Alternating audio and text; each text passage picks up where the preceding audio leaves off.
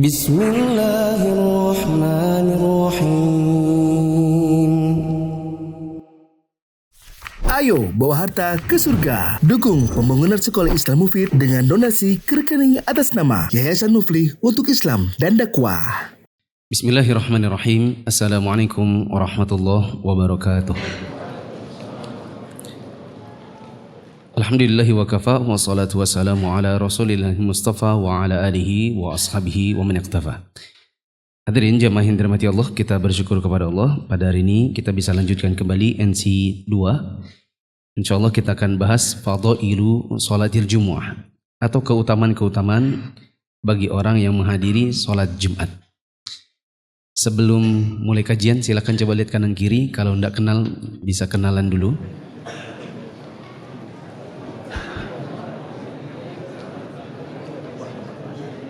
Kemudian yang kedua, teman-teman yang anaknya berkegiatan dengan kertas yang sudah kami sediakan, nanti setelah kajian bisa bertemu dengan saya. Nanti kita tukaran hadiah.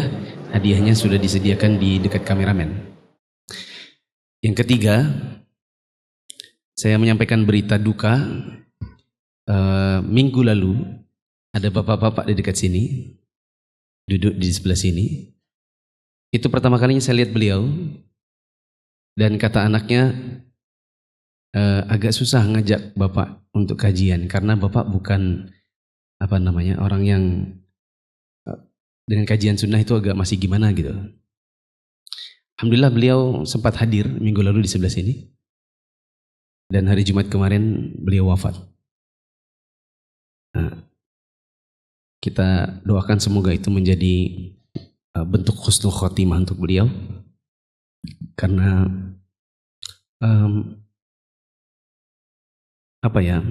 semoga itu bisa menjadi jalan hidayah untuk beliau. Dan ini tidak sedikit dari teman-teman yang hadir di kajian ini punya cerita-cerita di balik kehadirannya bersama keluarga. Ada dari teman-teman yang cerita, dia kalau datang ke sini itu sama mamanya, ngajak bapaknya susah. Kalaupun bapaknya datang ke sini hanya untuk drop mamanya di depan, terus bapaknya pulang. Nanti pada Isya jemput lagi. Jadi kalau ngantar mau, ikut belum mau. Tapi akhirnya suatu hari saya ketemu dengan bapaknya di depan sana. Dia memperkenalkan diri sebagai bapaknya Fulan. Loh, Fulan yang mana Pak? Itu yang... Oh alah, dalam hati saya, oh berarti bapaknya sudah mau. Bagaimana caranya anaknya menaklukkan bapaknya sehingga yang tadinya tidak mau kemudian jadi mau? Itu bagian dari hidayah Allah. Hendaknya teman-teman berusaha untuk, kalau seandainya ada anggota keluarganya, terutama orang tuanya yang mungkin harus didakwahi, diajak untuk ikut mengisi masa-masa tuanya dengan kebaikan, dengan menghadiri majelis ilmu. Hendaknya teman-teman berusaha bagaimanapun caranya. Bisa hanya dengan diajak makan-makan, lalu kemudian diajak kajian, atau kajian dulu baru diajak makan-makan. Yang penting orang tuanya senang, hingga akhirnya bisa mendapatkan hidayah untuk bisa mengisi masa tua di majelis ilmu. Yang ketiga, saya sampaikan juga teman-teman, kegiatan dakwah yang saya lakukan bersama teman-teman tim saya, semakin tahun semakin banyak dan semakin membutuhkan bantuan-bantuan tenaga-tenaga baru. Terutama seperti tadi kita ada daurah, teman-teman yang kameramen dia juga yang harus angkat barang bazar. Mereka juga yang harus persiapan ini itu, persiapan kursi, persiapan macam-macam. Sebagian dari teman-teman mungkin duduk mendengarkan terus pulang. Nanti kadang mereka sudah tidak sempat lagi untuk mandi, datang lagi ke kajian ini, mempersiapkan lagi kajian yang di maghribnya. Maka saya sangat berharap kalau dari teman-teman ada yang bisa membantu, menawarkan diri. Kemarin malam ada 2 orang yang datang, bilang, Ustadz insya Allah saya siap bantu untuk jadi tim daurah. Jadi kalau nanti ada daurah-daurah, kita siap jadi tim lapangan. Supaya pekerjaan tim yang ada sekarang ini, di tim kameramen, di tim pengurus yayasan, sudah tidak kerja double-double lagi. karena kasihan kerja begitu banyak di waktu yang bersamaan. Saya pernah ke Jakarta, saya dijemput oleh beberapa ikhwan dan kebetulan itu hari kerja. Saya tanya sama mereka, teman-teman ini kerjanya apa? Karena ini hari kerja, hari Rabu bila tidak salah ingat. Yang satu menarik buat saya. Salah satu dari mereka menjawab dengan jawaban yang menurut saya ini sangat bagus untuk dicontoh. Dia bilang, saya Ustadz punya 2 usaha. Satunya toko herbal, satunya kafe kopi. 2 usaha ini saya kasih ke teman saya sebagai manajer store-nya atau store manajernya. Sudah, berapapun yang mereka laporkan, duit yang mereka kasih ke saya, bagi saya itulah rezeki dari Allah yang saya gunakan untuk kehidupan saya. Saya tidak lagi urusi itu dua usaha, orang yang ngurusi, saya hanya terima pasif income-nya. Kemudian saya habiskan waktu saya untuk membantu ustadz-ustadz di Jakarta untuk daurah, untuk kajian, untuk ngurus yayasan dan masjid. Jadi kesehariannya adalah ngurusin dakwah, sedangkan dia sudah punya pasif income. Seberapa yang Allah kasih dari 2 usahanya itu, dia terima sebagai bentuk rezeki, habiskan usia untuk bantu dakwah. Begitu. Semoga di Balikpapan semakin banyak teman-teman yang bisa begitu. Pasif income jalan, usahanya maju, sedangkan dia sibuknya dengan membantu perkembangan dakwah di kota Balikpapan. Mari kita baca keutamaan sholat Jumat. Di buku bahasa Arab halaman 814. Silakan. Poin H.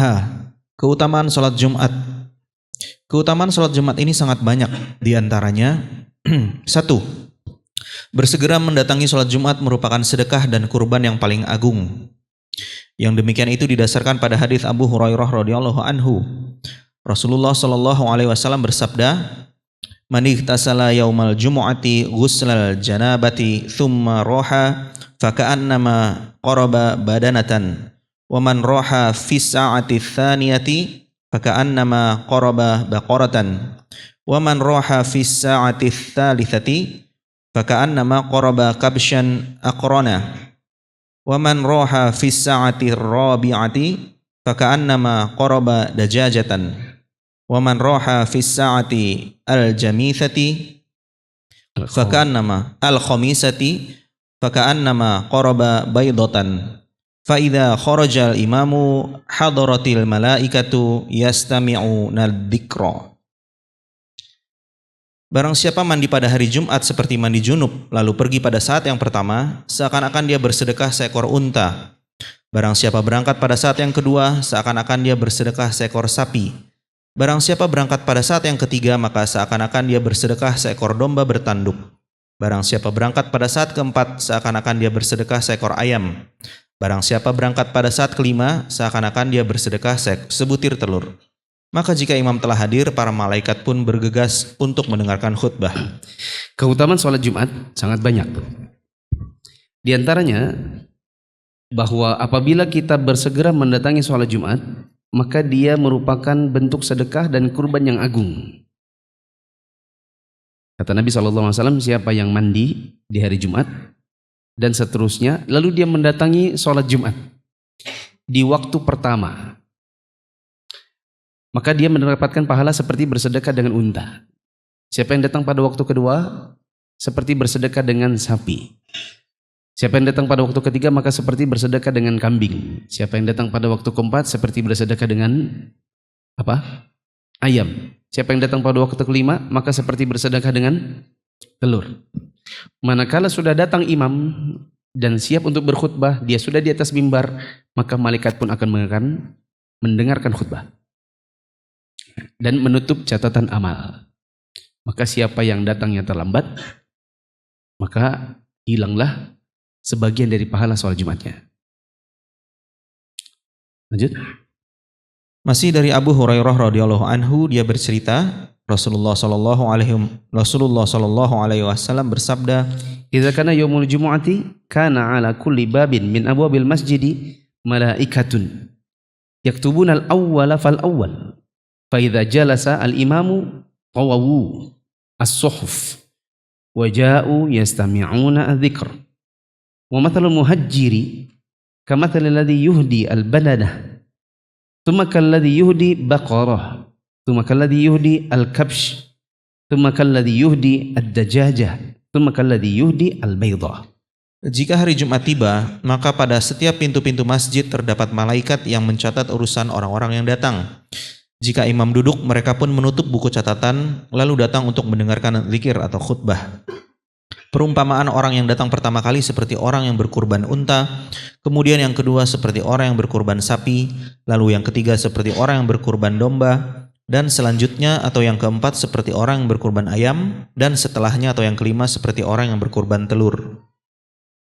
Dalam lafaz Al-Bukhari disebutkan, إذا كان يوم الجمعة وقفت الملائكة على باب المسجد يكتبون الأول فالأول ومثل المهجر كمثل الذي يهدي بدنه ثم كالذي يهدي بقرة ثم كبشا ثم دجاجة ثم بيضة فإذا خرج الإمام طووا صحفهم ويستمعون الذكر.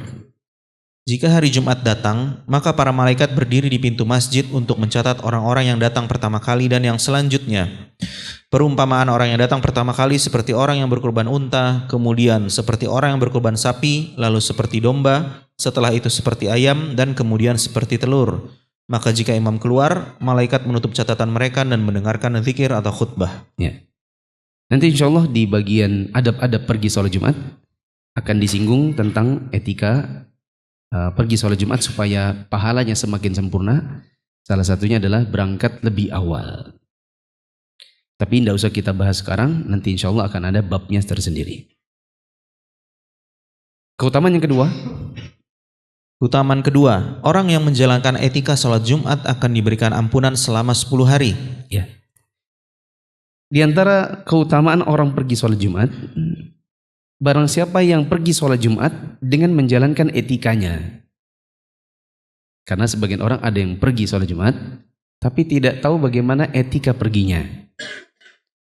Nah, yang menjalankan etika di hari Jumat, lalu pergi sholat Jumat, maka dia akan diberikan ampunan oleh Allah selama 10 hari. Boleh diberi catatan dekat situ? Untuk dosa-dosa kecil. Untuk dosa-dosa kecil. Karena tidak ada dosa besar diampuni hanya dengan sekedar beramal. Dosa besar diampuni apabila kita bertaubat. Sebagian ulama ada yang menjelaskan, amal itu bisa menghilangkan sebagian dosa-dosa. Tapi dosa-dosa yang seperti apa? Jawabannya dosa-dosa kecil. Kalau untuk dosa besar tidak bisa hanya dengan sekedar beramal hilang dosanya. Anggap saja misalnya ada orang berzina di malam hari, lalu dia berkata, nggak apa-apa kan besok kita bisa diampuni. Besok sholat subuh insya Allah diampuni. Apakah bisa diampuni hanya dengan sekedar sholat subuh? Dosa zinanya tidak akan bisa diampuni hanya dengan sekedar sholat subuh. Bisa diampuni oleh Allah dengan cara bertaubat, meninggalkan perzinahan tersebut. Karena zina termasuk dosa besar. Begitu. Dosa-dosa kecil akan diampuni selama 10 hari. Bagi yang pergi sholat Jumat, tapi pakai etika dan adabnya. Adapun orang yang pergi sholat Jumat tanpa memperhatikan adab-adabnya, maka tidak masuk dalam bab ini. Itulah pentingnya juga. Nanti kita akan belajar insya Allah di pertemuan yang akan datang, bab tentang etika pergi sholat Jumat. Apa dalilnya? Yang demikian itu didasarkan pada hadis Abu Hurairah radhiyallahu anhu dari Nabi sallallahu alaihi wasallam. Beliau bersabda, "Man ightasala thumma atal jumu'ata fa shalla ma qaddara lahu thumma ansata hatta yafrugha min khutbatihi thumma yusalli ma'ahu ghufira lahu ma bainahu wa bainal jumu'atil ukhra wa fadlu 3 ayyam." Barang siapa yang mandi kemudian mendatangi sholat Jumat lalu mengerjakan sholat yang telah ditetapkan baginya, kemudian mendengarkan khutbah sampai selesai dan selanjutnya sholat bersama imam, maka akan diberikan ampunan baginya antara hari itu dan hari Jumat yang lain dan diberi tambahan selama 3 hari. Kalau Jumat ke Jumat berapa hari? Ditambah 3 hari, 10 hari.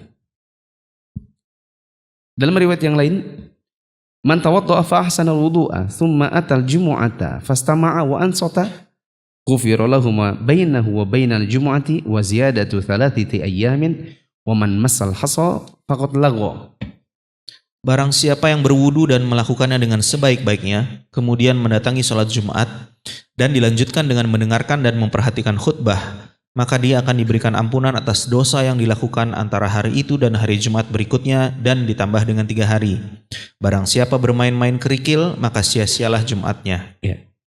Ini sudah jelas disebutkan dalam hadis ini, siapa yang melakukan titik-titik-titik, yang itu merupakan etika-etika adab salat Jumat, maka diampunkan baginya dosa-dosa kecil di antara hari itu sampai hari Jumat yang berikutnya ditambah 3 hari alias 10 hari. Kalau kita perhatikan, nanti akan kita dapati di antara etika sholat Jumat, apa yang ada di situ? Mandi. Terus apa? Sholat sunnah, terutama tahiyatul masjid. Karena tahiyatul masjid itu tetap berlaku meskipun khatib sedang berkhutbah. Bagi yang terlambat, maka tetap sholat tahiyatul masjid. Apalagi mendengarkan khutbah sampai selesai. Terus bukan saja cuman dengarkan khutbah dengan seksama. Kemudian sholat. Ya, dalam riwayat yang kedua disebutkan wudu dengan sebaik-baiknya. Kemudian mendengarkan khutbah, memperhatikan khutbah. Di bagian akhir disebutkan barang siapa main-main kerikil maka sia-sia Jumatnya. Sehingga nanti di antara etika pergi sholat Jumat adalah sampai di masjid tidak main sesuatu. Kalau orang zaman sekarang, ada yang orang lagi khutbah dia main HP. Ya. Sebagian orang di zaman sekarang banyak yang dimainkan. Ada yang mainnya tasbih. Jadi dia sibuk dengan tasbihnya. Zikir sendiri, tidak dengerin khutbah. Padahal etikanya adalah mendengarkan khutbah dengan seksama. Ini malah zikir sendiri. Itu tetap salah meskipun ada zikir.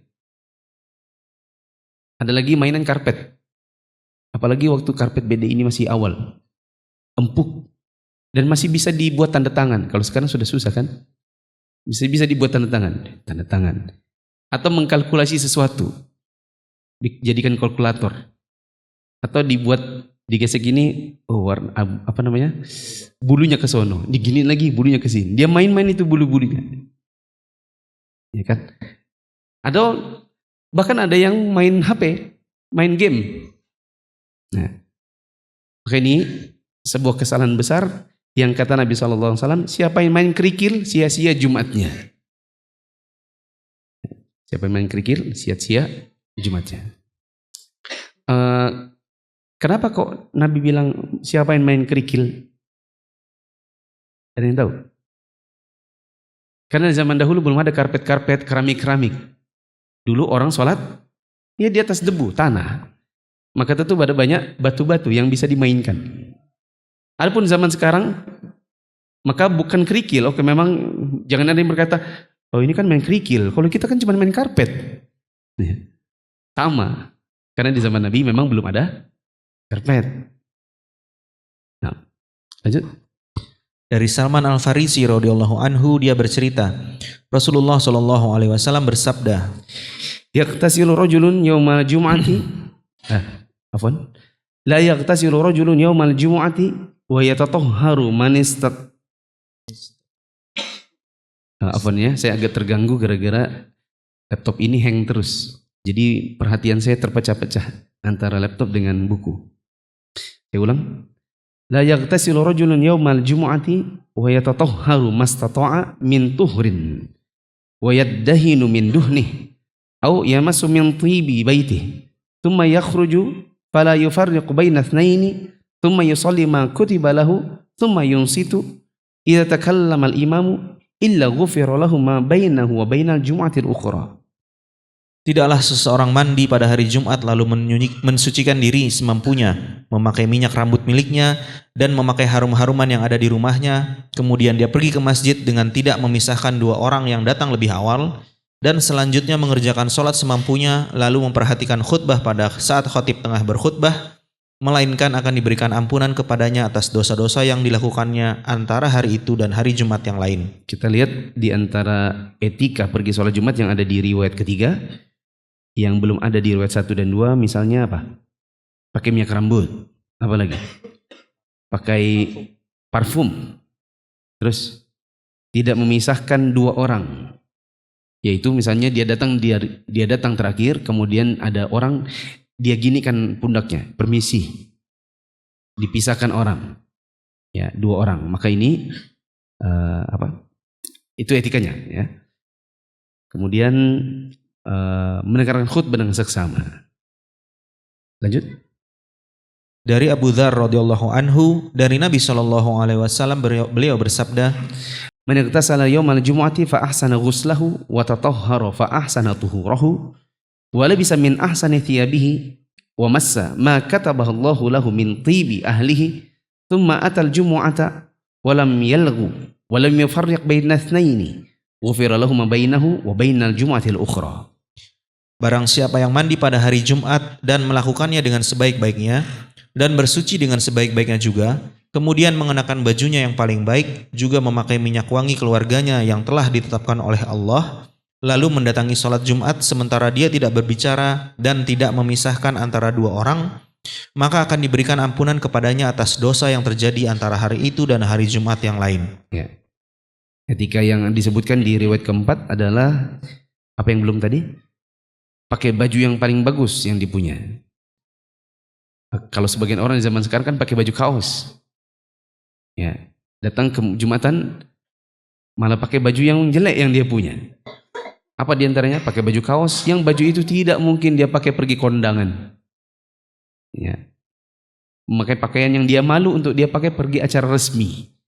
Padahal hari Jumat itu adalah hari yang paling bagus di sisi Allah, bahkan lebih mulia daripada hari Idul Fitri dan Idul Adha.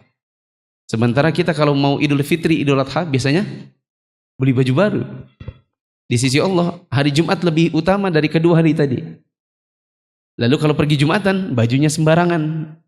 Nah, inilah bentuk orang tidak tahu mana yang lebih utama dan bagaimana menyesuaikan dua hari ini. Makanya kita butuh belajar. Apalagi yang belum ada di sini, tidak bicara. Nah, bahkan ngomong, gitu saja dianggap sia-sia. Kata Nabi SAW, man qala li akhihi ansit, siapa yang bilang sama saudaranya, diam. Siapa yang bilang begitu? Sementara imam sedang berkhutbah, faqad laghut, kata Nabi, maka kamu sudah berbuat sia-sia. Nah, lanjut.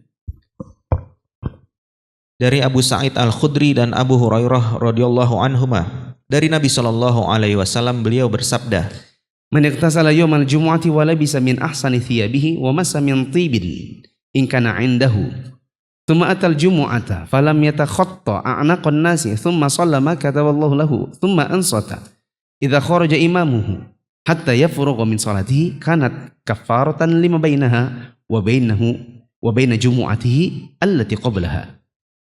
barang siapa yang mandi hari Jumat dan memakai pakaian yang terbagus serta memakai wangi-wangian jika punya, kemudian menghadiri sholat Jumat dan tidak juga melangkahi leher atau barisan orang-orang, lalu mengerjakan sholat semampunya untuk selanjutnya diam ketika imam telah keluar menuju mimbar sampai selesai dari sholatnya, maka semua itu akan menjadi kafarat baginya atas apa yang terjadi antara hari itu dan hari Jumat sebelumnya. Nah, lanjut. Dia bercerita, Di riwayat yang berikutnya, etika yang belum tersebut adalah apa? Tidak melangkahi barisan orang-orang, melangkahi leher-lehernya orang dan memisahkan pundak-pundak mereka. Terus? dia bercerita, Abu Hurairah berkata, dan ditambah 3 hari. Dia juga berkata, sesungguhnya balasan kebaikan itu 10 kali lipatnya. Ya. Ditambah 3 hari, berarti totalnya berapa? 10 hari. Karena beramal untuk 1 hari, Allah lipat gandakan 10 kali. Berarti seperti kebaikan 10 hari. Bisa dipahami? Nabi SAW mengatakan, innal hasanata bi asyri amthaliha. Satu kebaikan dilipat gandakan pahalanya oleh Allah 10 kali. Makanya kita berbuat baik di hari Jumat, pengampunan dosanya bukan cuma 1 hari, tapi berapa? 10. Bisa dipahami? Lanjut.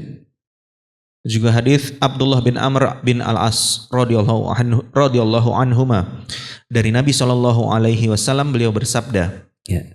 Man ightasala yawmal jumu'ati wa massa min tibi imra'atihi in kana laha wa labisa min salihi thiyabihi thumma lam yatakhatta riqaban nasi wa lam yalghu 'inda al-maw'izah kanat kafaratan lima bainahuma wa man lagha wa takhatta riqaban nasi kanat lahu zuhran. barang siapa yang mandi hari Jumat kemudian memakai minyak wangi istrinya jika dia punya dan mengenakan pakaian yang bagus lalu tidak melangkahi leher orang-orang serta tidak lengah saat diberi nasihat atau khutbah, maka hal tersebut menjadi kafarat antara kedua hari Jumat. Barang siapa lengah dan melangkahi leher orang-orang, maka sholat Jumatnya itu menjadi sholat zuhur baginya. Ya. Kata-kata sia-sia, sebagian ulama ada yang mengatakan sia-sia maksudnya bukan hilang sama sekali, tetapi pahalanya berubah menjadi pahala sholat zuhur saja. Bagaimana dalam riwayat ini? Siapa yang lengah, dia berbuat sia-sia. Siapa yang melangkahi leher orang, dia sia-sia. Apa maksudnya sia-sia? Jumatnya hanya menjadi pahala sholat zuhur saja. Nah, dan sholat zuhur dengan sholat Jumat lebih besar mana pahalanya? Sholat Jumat. Nah, tambahan faidah di sini, ini juga menunjukkan kepada kita pentingnya punya parfum di rumah. Ya, karena khawatir kalau misalnya parfum cuma satu ada di tas, pas ketinggalan parfumnya di kantor, mau pergi Jumatan dari rumah ternyata parfumnya tidak ada. Penting juga berarti suami belikan istri parfum. Supaya apa? Kalau orang yang nikah tahu maksud saya. Ya. Kemudian di antara faedahnya adalah kita bisa pakai waktu mau pergi sholat Jumat. Tadi kan disebutkan siapa yang mandi di hari Jumat lalu dia pakai minyak wangi istrinya. Nah, maka mungkin bisa dikatakan salah satu dari hadiah yang penting dari seorang suami untuk istrinya adalah parfum. Ya. Jangan kalau suami itu beli parfum beli sendiri, istrinya tidak punya parfum. Nah, sementara antum kalau tahu ya yang sudah menikah itu aset penting itu parfum. Nah, lanjut. Dari Abdullah bin Amr radhiyallahu anhuma dari Nabi Shallallahu alaihi wasallam, beliau bersabda, Yahduru jumu'ata thalathatu nafarin. Rajulun hadaraha yalghu wa huwa hadduhu minha. Wa rajulun hadaraha yad'u fa huwa rajulun da'a Allah azza wa jalla in syaa'a a'tahu wa in syaa'a mana'ah. Wa rajulun hadaraha bi insatin wa sukutin wa lam yatakhatta raqabata muslimin wa lam yu'dhi ahadan fa hiya kafaratun ila al-jumu'ati allati taliha wa ziyadati thalathati ayyamin. Wa dhalika bi anna Allah azza wa jalla yaqul man jaa'a bil hasanati falahu 'ashru amthaliha wa man jaa'a bis sayyi'ati fala yujza illa mithlaha wa hum la yuzlamun. Yang menghadiri sholat Jumat itu ada tiga macam orang. Pertama, orang yang mendatanginya dan lengah, maka itulah bagian yang dia dapat darinya. Kedua, orang yang mendatanginya dan berdoa, maka dia termasuk orang yang berdoa kepada Allah azza wa jalla.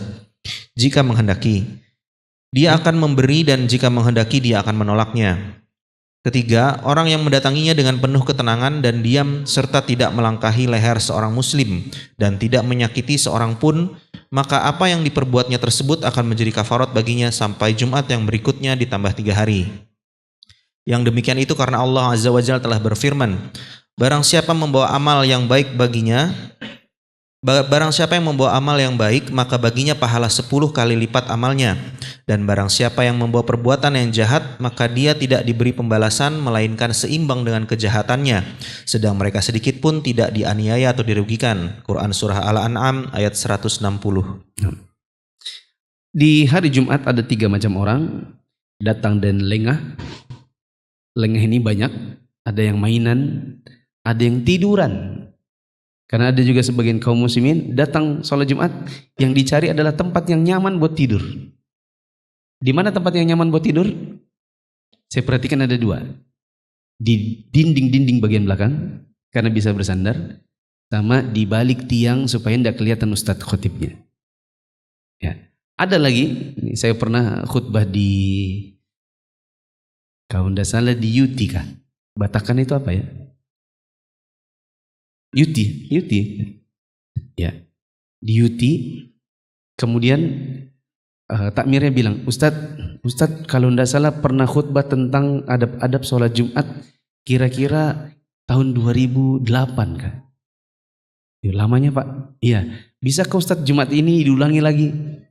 Karena banyak sekali anak-anak yang datang dari kantor-kantor luar numpang Jumatan. Nah mereka itu kalau Jumatan tidak masuk ke masjid. Mereka itu berbaring di itu teras-teras selasarnya masjid. Karena memang besar, panjang, jadi bisa dipakai tiduran. Nanti kalau iqomat baru pada bangun katanya. Ya. Nah ini nomor satu. Yaitu orang datang Jumatan lengah. Orang yang kedua adalah yang datang malah sibuk sama zikir dan doa. Yang ketiga justru yang benar, yaitu yang datang dengan ketenangan, tidak melangkai orang-orang, mendengarkan khutbah dengan saksama. Ini yang benar. Nomor tiga, keutamaan yang ketiga. Keutamaan ketiga, orang yang menerapkan etika salat Jumat akan dicatat setiap langkahnya sebagai amalan 1 tahun yang meliputi pahala puasa dan qiyamul lail. Ya. Orang yang menerapkan etika sholat Jumat lalu berangkat sholat Jumat, mereka tidak hanya mendapatkan pengampunan dosa 10 hari, tetapi juga mendapatkan pahala 1 tahun. Pahala apa dalam 1 tahun? Pahala puasa sunnahnya dan pahala sholat malamnya. Ya, banyak enggak ini? Pahala 1 tahun. Tapi berapa banyak orang yang tahu keutamaannya? Enggak banyak. Kaum muslimin kebanyakan pergi sholat Jumat karena ya sebatas menggugurkan kewajiban. Karena orang memang waktunya Jumatan. Ya, bagaimana etikanya? Wallahu a'lam. Ditanya apa manfaatnya Bapak pergi Jumatan? Waduh, enggak tahu saya. Emang ada manfaat khusus? Banyak Pak. Diampuni dosa-dosa 10 hari. Diberikan pahala 1 tahun.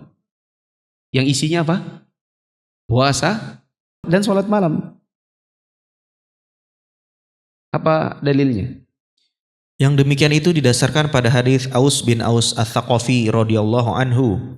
Dia bercerita, aku pernah mendengar Rasulullah sallallahu alaihi wasallam bersabda, Man ghassala yawmal jumu'ati wa ightasal thumma bakkar wa ibtakar wa masya wa lam yarkab wa dana minal imami fastama'a wa lam yalghu kana lahu bi kulli khutwatin 'amalu sanatin ajru siyamiha wa qiyamiha.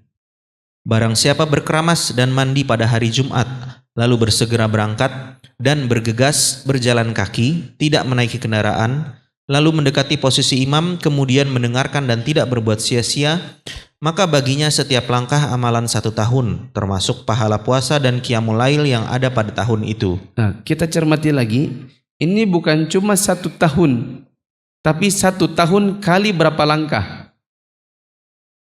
Ya atau tidak? Apa kata Nabi tadi? Maka di setiap langkahnya pahala 1 tahun. Luar biasa besar rupanya kita pergi sholat Jumat ini. Ini bukan cuman pergi Jumatan itu pahala 1 tahun, bukan. Tiap langkah pahala 1 tahun. Bagaimana kalau dari rumah 100 langkah? Maka seharusnya orang BDI dan CBI tidak pergi ke Jabal Su'ada dengan pakai mobil. Jalan kaki. Karena per langkah Anda pahala 1 tahun, puasa sunnahnya, sholat malamnya. Ini beruntung banget bagi terutama yang tidak pernah sholat malam. Ya kan? Nah, sudah tidak pernah sholat malam, kesininya pakai motor, pakai mobil lagi. Ya. Nah, kita ini untuk membunuh kekalahan kita, yaitu kalah tidak pernah bangun sholat malam, bunuh dengan cara datang pergi Jumatan jalan kaki. Bagi yang rumahnya dekat. Tentu kalau rumahnya jauh beda lagi. Ya, kalau misalnya saya datang dari kantor diundang diminta ngisi khutbah di BDI, tidak mungkin saya jalan kaki ke sini. Terlambat pasti. Selain terlambat, gempor juga. Ya. Sampai di sini tidak tahu sedang khutbah apa, kecapean. Nah, bahkan di antara sahabat Nabi ada yang dulu kalau mau pergi ke masjid, dia bawa unta atau dia bawa kuda, tapi tidak ditungganginya. Dia jalan di samping hewannya. Apa yang dia cari? Langkah kakinya itu tadi. Tapi tidak usah juga kan teman, nanti langkah kakinya kecil-kecil begitu. Kayak orang pakai kemben ya, untuk mengejar banyaknya langkah. Tidak usah juga keliling komplek jauh-jauh demi orang CBI ke depan dulu, ke patung kuda baru balik lagi ke sini, tidak perlu. Lanjut. Dalam riwayat Abu Daud disebutkan, Man ghassala ra'sahu yaumal jumu'ati waghtasal. barang siapa membasuh kepalanya berkeramas dan mandi pada hari Jumat. Ya. Coba dilihat dari riwayat yang pertama, adab-adabnya di sholat Jumat ini supaya dapat itu semua, supaya dapat keutamaannya, diantaranya adalah keramas, alias mandi seperti mandi junub meskipun tak junub. Ada pendapat ulama yang lain mengatakan maksudnya berkeramas ini dianya mandi junub dan membuat istrinya mandi junub. Paham kan? Ya, paham sudah. Kemudian berangkat, jalan kaki, tidak naik kendaraan. Lalu mendekat ke posisi imam. Ya, mendengarkan dengan sesama dan tidak berbuat sia-sia. Masalahnya sebagian kaum muslimin datang lebih awal, soft depan masih banyak kosong, dia malah pilih duduk di belakang. Nah, ini kesalahan sebagian kaum muslimin. Lanjut. Dalam kitab Sunan At-Tirmidzi, Mahmud yaitu Ibnu Ghailan Syekh At-Tirmidzi berkata, Waqi berkata, dia mandi dan memandikan istrinya. Dia juga bercerita diriwayatkan dari Abdullah bin Mubarak. Afwan. Dia mandi dan memandikan istrinya, maksudnya dia membuat istrinya mandi. Yang menikah paham. Terus? Dia juga bercerita diriwayatkan dari Abdullah bin Mubarak bahwasanya di dalam hadis ini beliau berkata, man ghassala waghtasala, yakni membasuh kepalanya dan mandi. Dalam lafaz An-Nasai disebutkan man ghassala waghtasala waghada wabtakaro. Waghoda wabtakaro. Ya. Coba dibaca catatan kakinya. Catatan kaki nomor 78. Para ulama berbeda pendapat mengenai makna sabda Rasulullah sallallahu alaihi wasallam, ghassala waghtasala wabakkara wabtakaro.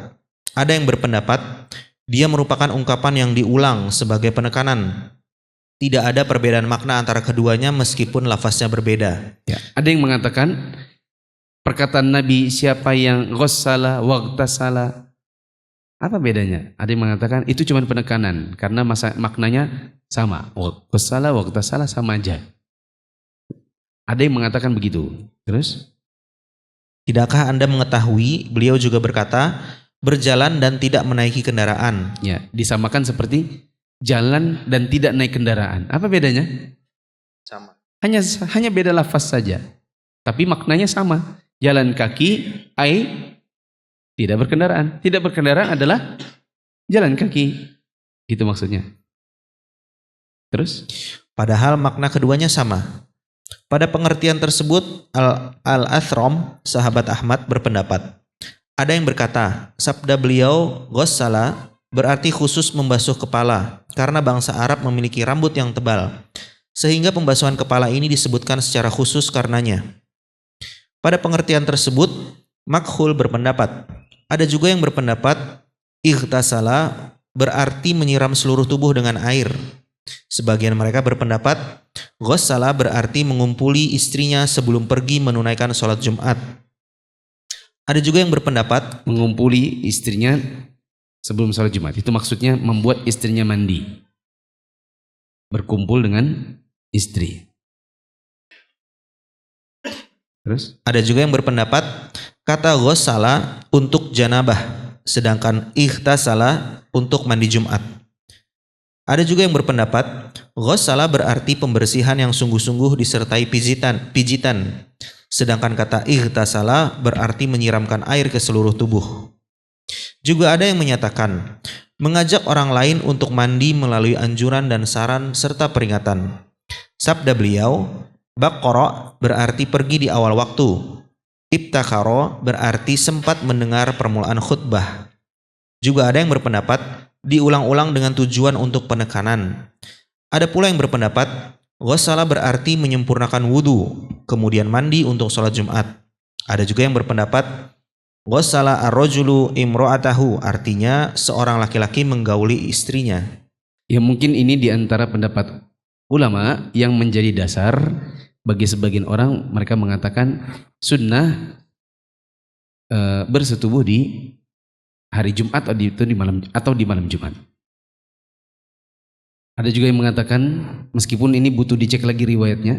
Saya pernah mendengar dari salah satu guru saya, tapi saya tidak yakin dengan keabsahannya, kesohihan hadisnya. Ada yang mengatakan siapa yang berjima di hari Jumat maka seperti membunuh 10 orang kafir. Ya, sehingga dulu waktu di kampus ada yang kalau kode-kode, malam ini kita jihad ya. Nah, ini buat mahasiswa-mahasiswa yang sudah menikah. Ya, mereka menganggap jihad karena membunuh 10 orang kafir. Cuma ini butuh dicek lagi riwayatnya. Apakah benar seperti itu? Terus? Imam Ibnu Khuzaimah dalam kitab Sahihnya berkata, barang siapa di dalam satu riwayat menyebutkan ghassala dengan tasydid dan ikhtasala, maka ghassala berarti mencampuri istrinya sehingga mewajibkan mandi kepada istrinya atau budaknya dan dia sendiri juga mandi. Barang siapa menyebutkan ghassala tanpa tasydid, waghtasala berarti membasuh kepala, ightasala berarti membasuh seluruh badan. Berdasarkan kabar dari Tawus dari Ibnu Abbas. Ya, intinya jamaah yang dirahmati Allah, dua riwayat yang kita baca di atas tadi di nomor 3 ada ikhtilaf ulama apa makna ghassala dengan ightasala. Ada yang mengatakan maksudnya sama saja. Ada lagi juga yang mengatakan ghassala itu membuat istrinya mandi, ightasala dia sendiri mandi. Artinya dia dan istrinya di hari Jumat itu mandi junub. Lanjut yang keempat, yang terakhir. Keutamaan keempat, satu Jumat ke Jumat berikutnya merupakan kafarat kesalahan antara keduanya. Yang demikian itu didasarkan pada hadis Abu Hurairah radhiyallahu anhu. Rasulullah shallallahu alaihi wasallam bersabda, As-salawatul khamsu wal jumu'atu ila jumu'ati wa ramadhanu ila ramadhana mukaffiratun ma bainahunna idza jitumni batil kabair. Salat 5 waktu dari Jumat ke Jumat berikutnya dan satu Ramadan ke Ramadan berikutnya dapat menghapuskan berbagai kesalahan yang terjadi di antara semua itu selama berbagai dosa besar dihindari. Nah, kata Nabi SAW, salat 5 waktu, Jumatan ke Jumatan, Ramadan ke Ramadan, itu semua adalah penghapus dosa selama dihindari dosa-dosa besar. Artinya yang diampuni hanya dosa kecil, sebagaimana yang sudah disebutkan tadi. Masih ada 2 menit rupanya. Tapi tidak mungkin kita lanjutkan karena sudah masuk dalam subbab baru, etika pergi Jumatan. Kita ringkaskan apa yang sudah kita bahas tadi. Pergi sholat Jumat ada banyak keutamaan. Di antaranya adalah dia seperti bersedekah dan berkurban yang agung. Terutama semakin cepat datangnya, semakin besar juga kurbannya. Tadi Nabi berikan perumpamaan kurbannya atau sedekahnya seperti unta, sapi, kambing, ayam, lalu telur. Kemudian orang-orang yang pergi sholat Jumat, dia mendapatkan ampunan selama 10 hari. Apa yang diampuni? Dosa-dosa kecil saja. Adapun dosa-dosa besar tidak bisa diampuni kecuali dengan bertaubat. Akan tetapi untuk mendapatkan ampunan 10 hari ini, seseorang harus pergi Jumatan dengan etikanya. Etikanya tadi sudah disinggung sedikit-sedikit dan insya Allah akan didalami insya Allah di minggu yang akan datang. Kemudian ada juga keutamaan yang lain. Orang yang pergi Jumatan dengan menerapkan etika Jumatan akan dicatat baginya pahala 1 tahun yang meliputi pahala puasa dan sholat malamnya. Dan pahala ini dilipat gandakan sesuai dengan jumlah langkah kakinya. Oleh karenanya Nabi SAW mengatakan, dan dia tidak berkendaraan. Adapun yang rumahnya jauh, maka nanti pasti akan menghasilkan pertanyaan. Ustadz, bagaimana kalau rumah saya jauh pergi ke masjid? Atau seperti Ustadz, kalau Ustadz itu kan biasanya dari rumah terus pergi jauh karena diminta untuk khutbah Jumat di tempat-tempat yang jauh-jauh. Apakah dapat atau tidak? Nah, Apa sesuai dengan putaran rodanya? Ya, jadi kalau seandainya sampai di masjid itu 1000 putaran roda, berarti 1000 langkah. 1000 langkah seperti 1000 langkah berarti 1000 tahun. Ya. Bagaimana? Kalau ada yang bertanya nanti saya jawab. Yang terakhir, bahwa orang yang pergi sholat Jumat, maka itu bisa menjadi kafarat di antara 2 Jumat. Selama tidak melakukan dosa-dosa besar. Azan.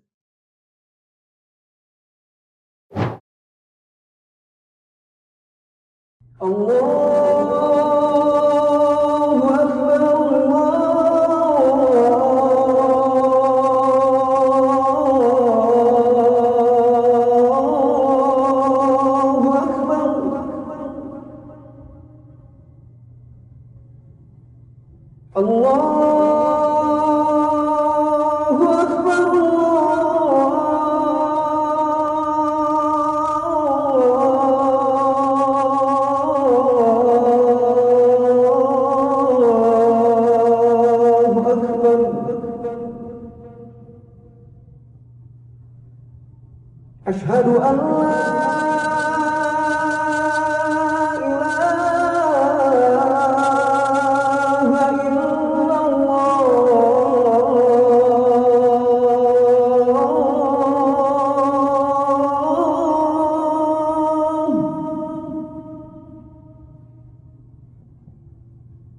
أشهد أن لا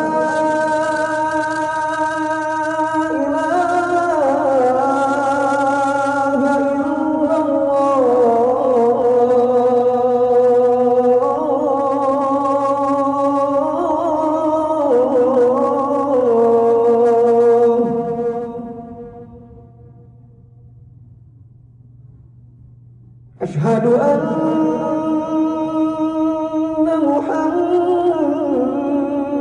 محمدا رسول الله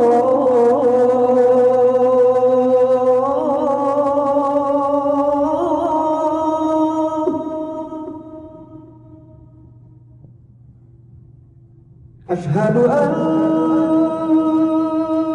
محمدا رسول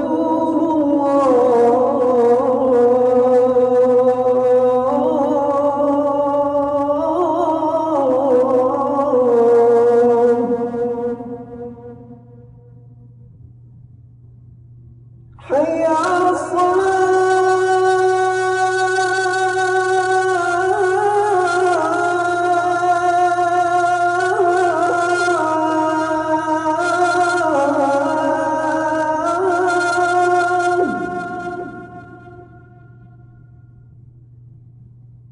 حي على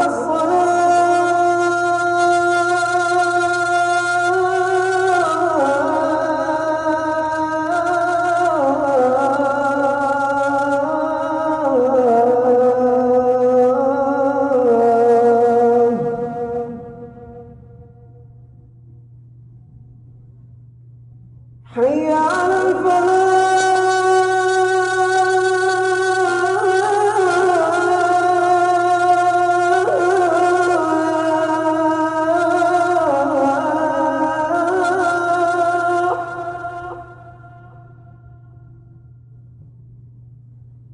حي على الفلاح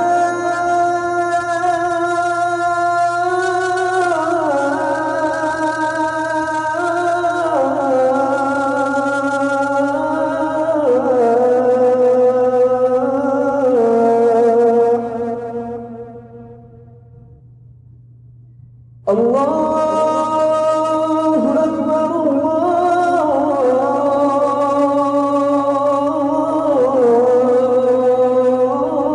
الله أكبر لا إله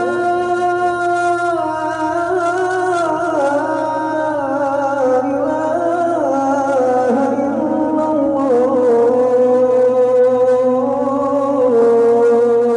الله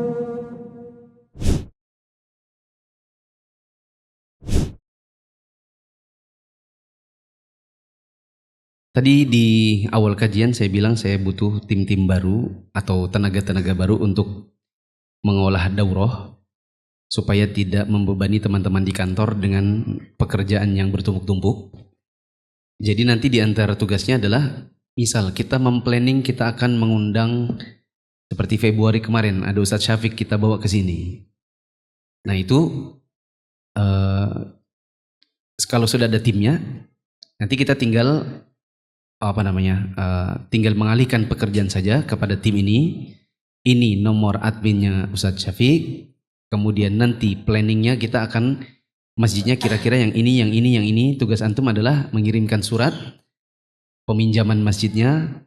Kemudian ada banyak hal yang lain yang perlu dipersiapkan, termasuk juga tiketnya. Nah tim itu nanti yang akan mempersiapkannya. Sedangkan kalau ini dibebankan lagi kepada pengurus yayasan atau tim-tim di kantor, pasti pekerjaan yang ada sekarang akan banyak terbengkalai. Ya. Yang kedua, saya juga sangat butuh satu orang kalau punya pengalaman dan keahlian di bidang project planning, yaitu memplanning berbagai kegiatan dalam 1 tahun. Karena kekurangan di tempat saya di Yayasan Mufid itu adalah kurangnya orang yang bisa project planning. Sehingga kita itu kalau mau bikin daurah misalnya 3 bulan sebelum daurah baru kepikiran. Mau bikin kegiatan bazar baru kepikirannya nanti 2 bulan sebelumnya. Mau bikin Ramadan jelang 2 bulan jelang Ramadan baru mau difikirkan. Padahal yang ideal itu adalah organisasi di awal tahun itu punya planning sampai 1 tahun. Itu yang ideal. Tapi idealisme ini nggak bisa jalan karena belum ada orang. Itu nanti setelah Isya ya. Setelah Isya. Taki pegang dulu, Taki pegang dulu. Nanti Ustadz takutnya lupa. Nanti setelah Isya baru ditukar ya. Taki pegang dulu ya. Nanti setelah Isya tukarnya di depan ya. Ya. Baik. Ada yang mau bertanya? Kalau di waktu sholat Jumat di sebelah kita ada orang yang tertidur. Di sebelah kita pas lagi Jumatan, di sebelah kita orangnya tertidur. Kita mau bangunkan itu termasuk hal yang sia-sia. Kita kalau membangunkan bangun-bangun, khawatirnya nanti masuk dalam hadis Nabi, siapa yang berkata diam, maka itu dianggap sia-sia. Berarti bangunin orang, bangun itu juga sia-sia. Apakah begitu? Saya bertanya dengan pertanyaan yang kurang lebih seperti ini maksudnya, tapi lafaznya begini. Saya nanya kepada Syekh Sa'ad Asyadri. Syekh, saya mau bangunkan teman saya yang sedang tertidur di hari Jumat supaya dia tidak terlelap lalu dia batal wudunya dan supaya dia mendengarkan khutbah. Tapi saya nggak bilang, tapi saya cuman menghentakkan lutut saya ke lututnya. Saya giniin, lutut saya sengaja ginikan ke lututnya, biar dia terbangun. Apakah itu masuk dalam kesia-siaan? Tapi wajah saya tetap khatib. Karena saya bisa lihat dari sudut mata saya, dia tidur karena kepalanya merunduk. Supaya nanti dia tidak batal wudunya, maka begitu agak lama saya gitu. Tapi wajah saya tetap khatib. Maka Syekh mengatakan itu tidak termasuk dalam kesia-siaan. Maka kalau mau bangunkan teman yang sedang tertidur saat khutbah berlangsung, hentakkan saja lutut antum ke lututnya. Begitu ya. Jangan ditonjok, jangan ya. Cukup lutut dengan lutut. Ya. Pertanyaan? Mandi Jumat, sebagian orang itu pas mandi pagi sebelum ke kantor itu diniatkan sekaligus untuk mandi Jumat. Sebagian orang ketika mau pergi ke kantor, pagi dia mandi sekalian mandi buat Jumatan. Karena mungkin di kantornya Kalau di kantor nggak bisa mandi. tunggu jam 12 baru istirahat bisa. Ya, dan jam 12 baru bisa keluar. Pertanyaannya apakah mandi Jumat itu memang harus sebelum Jumatan atau enggak? Nah, pertanyaannya apakah mandi Jumatan itu harus yang sebelum Jumatan atau bisa dari pagi? Jawabannya bisa dari pagi. Mandi di hari Jumat itu bukan mandi jelang Jumatan saja, tapi mandi di hari Jumat. Nabi SAW mengatakan ghuslu yaumil jumu'ati, mandi hari Jumat. Saya tanya dulu, kapankah hari itu bermulai? Dari waktu subuh. Ya. Nah, berarti kita bisa mandi hari Jumat dengan saat datang waktu subuh. Maka sebelum sholat subuh bisa mandi sekalian untuk mandi Jumat. Tapi yang lebih utama adalah mandinya jelang Jumatan. Tapi bagi orang yang memang tidak memungkinkan untuk kembali ke rumah atau di kantornya ada tempat mandi, kalau dia mau mandi di kantor malah ya ada tempat mandi pokoknya, ya, maka dia bisa mandi sebelum pergi kantor, diniatkan untuk mandi sekalian mandi Jumat. Tapi mandinya berarti tata caranya harus seperti mandi junub juga. Lebih bagus lagi habis sholat subuh, ya tahulah ya, yang menikah sudah tahu. Setelah sholat subuh, kemudian sekalian mandi buat pergi kantor, sekalian yang tadi sekalian untuk Jumatan. Susah untuk kalau bertanya ini belum menikah ya soalnya. Jadi dia ketawa aja dengarnya. Masih ada 2 menit. Terkait kotak infak, kan ketika imam naik khutbah itu aja itu di sebagian masjid mengedarkan kotak infak. Iya, sebenarnya belum sampai babnya. Ini bab di etika. Sebagian masjid itu waktu khutbah sedang berlangsung, kotak infaknya malah beredar. Saya tebak pertanyaan antum. Kalau kotaknya nyampe di depan kita, kita teruskan aja ke kotaknya atau kita diamin aja? Gitu pertanyaannya? Iya. Nah itu kan sesuatu sudah bisa ditebak. Harusnya kotaknya tidak boleh berjalan. Berjalan kotaknya itu adalah sebelum mulai khutbah. Harusnya begitu. Begitu khotib sudah naik di atas mimbar, kita wajib untuk mendengarkan dengan seksama. Dan kotak infak berjalan ini mengalihkan perhatian kaum muslimin. Malah bikin kesia-siaan. Cuma pikirannya DKM, saat orang lagi di dalam, kotaknya berjalan, semakin banyak duitnya. Itu dia masalahnya. Kalau diedarkan sebelum khotib di mimbar, masih sepi orangnya. Nanti sedikit kotak infaknya isinya. Kan gitu. Yang benar, nggak boleh. Karena itu mendatangkan kesia-siaan bagi kaum muslimin. Kalau mau letakkan kotak infak, letakkan di muka pintu. Karena setiap orang pasti akan masuk lewat pintu. Paham? Tapi ini nanti saja minggu depannya. Masih ada? 50 detik. Ya Pak. Kebanyakan dari kita pada saat azan berlangsung mereka takut untuk sholat ke masjid ya. Oh iya. Jadi mereka Berdiri. setelah itu, padahal seharusnya kan Iya. langsung tekan misal. Iya. Ada sebagian orang ketika datang masuk ke dalam masjid, azan Jumat sedang berlangsung. Dia takut untuk sholat tahiyatul masjid. Apa yang dia lakukan? Dia berdiri dulu untuk nunggu sambil jawab azan. Begitu khotib sedang berkhutbah, baru dia mengerjakan tahiyatul masjid. Sebenarnya mana yang benar? Yang benar adalah begitu Anda masuk, meskipun ada azan, langsung sholat. Supaya bisa mendengarkan khutbah sedari awal. Karena mendengarkan khutbah dengan seksama itu lebih utama daripada menjawab azan. Mendengarkan khutbah dari awal dengan seksama memperhatikan wajah khotib itu lebih utama daripada mendengarkan dan menjawab azan.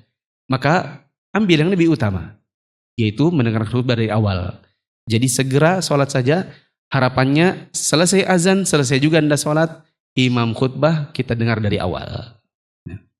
Subhanakallahumma wa bihamdika asyhadu an la ilaha illa anta astaghfiruka wa atubu ilaik. Wassalamualaikum warahmatullahi wabarakatuh.